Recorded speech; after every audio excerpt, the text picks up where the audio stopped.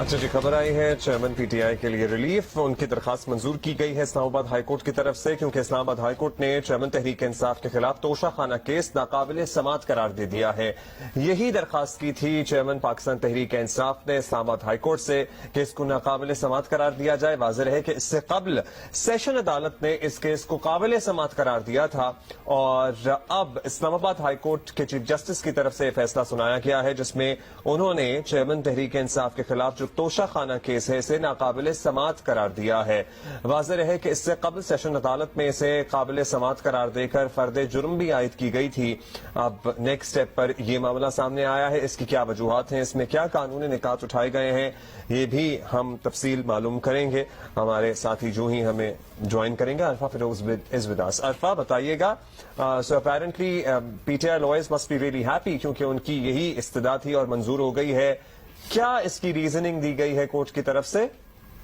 دیکھیں، ابھی تو بہت مختصر فیصلہ ایک سنا ہے اسلام آباد ہائی کورٹ نے. ایک طرح سے بہت بڑا ریلیف ہے چیئرمین پی ٹی آئی کے لیے، کیونکہ توشہ خانہ کیس کے حوالے سے بہت زیادہ چیئرمین گوئیاں ہو رہی تھیں، اور اس پر جو وہ سیشن عدالت میں تقریباً 5 سے 6 مہینے یہ ٹرائل چلا تھا، اور فرد جرم بھی پھر اس پر عائد کر دیا گیا تھا. پولیس لائنز میں جو ہے وہ اس پر چیئرمین پی ٹی آئی کو جب گرفتار کیا تھا تو تب فرد جرم بھی عائد کر دیا تھا. لیکن پی ٹی آئی کی جو لیگل ٹیم تھی تب بھی انہوں نے فرد جرم اس پر عائد ہونے سے جو انہوں نے کہا تھا کہ اس پر عائد قانونی طور پر نہیں ہوا. لیکن یہ اسلام آباد ہائی کورٹ میں پھر اپیل دائر کر دی تھی لیگل ٹیم کی جانب سے، اور ایک بہت بڑا ریلیف ان کو ملا کہ توشہ خانہ کیس جو وہ ناقابل سماعت قرار دے دیا گیا، یعنی کہ توشہ خانہ کیس ایک طرح سے فارغ جو کر دیا عام الفاظ میں.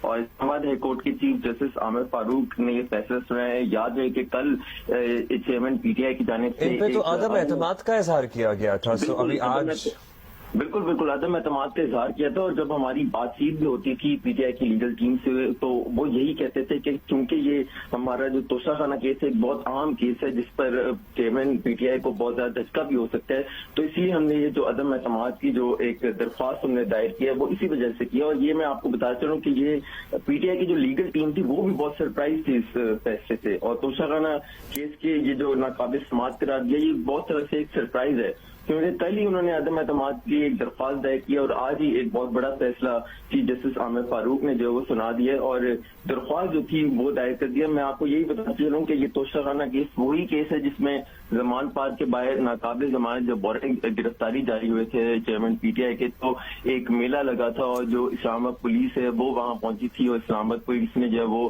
گرفتاری کی جو ہے وہ کوشش کی تھی، لیکن گرفتار جو ہے وہ ان کو نہیں کیا گیا تھا. اور پھر اسی کیس میں جج بھی تبدیل کر دیے گئے تھے. ایڈیشنل سیشن جج ظفر اقبال اس کی پہلے ٹرائل جو وہ کر رہے تھے، لیکن پھر جج تبدیل کر کے ایڈیشنل سیشن جج ہمایوں دلاور جو ہے وہ اس پر لگا دیے گئے تھے. لیکن جب یہ قابل سماعت قرار دے دیا گیا تھا، ایک ہی اس کی پروسیڈنگ ہوئی تھی سیشن عدالت میں، تو اس کے بعد پھر یہ جو پی ٹی آئی کی لیگل ٹیم ہے انہوں نے اس پر اپیل فائل کی تھی. اسلام آباد ہائی کورٹ گئے تھے اور اسلام آباد ہائی کورٹ سے اب انہیں ایک بہت بڑا ریلیف مل گیا ہے. مختصر فیصلہ آیا ہے، اس کی تفصیل جو ہی آپ تک پہنچے ہم آپ سے پھر رابطہ کریں گے. شکریہ آپ کا عرفہ. فی الحال